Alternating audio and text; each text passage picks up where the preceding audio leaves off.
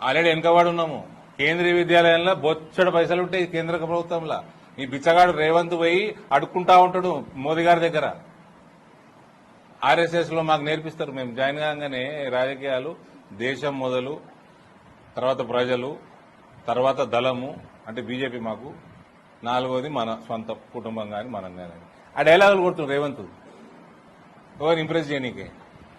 మోదీ గారిని ఎందుకు అతగానే ఇంప్రెస్ చేస్తున్నావు? రేపు వస్తావా? మెల్లగా ఇండైరెక్ట్గా చెప్తున్నావా? సార్ అనిపోయారు కూడా మెరిసే జుడిజావా అని. ఈయనేమో దేశం ముందు, ప్రజలు నెక్స్ట్, దళం తర్వాత. అంటే ఏంది? కాంగ్రెస్ మోసం చేస్తావా? మీ ఎమ్మెల్యే ఇక్కడ ఎమ్మెల్యే టీఆర్ఎస్ మోసం చేసినట్టు.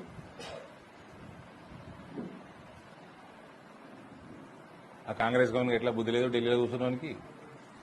ఆలోచించుకోవాలా, ఆలోచించుకోకపోతే 1 సవ పడుతుంది కానీ ఇది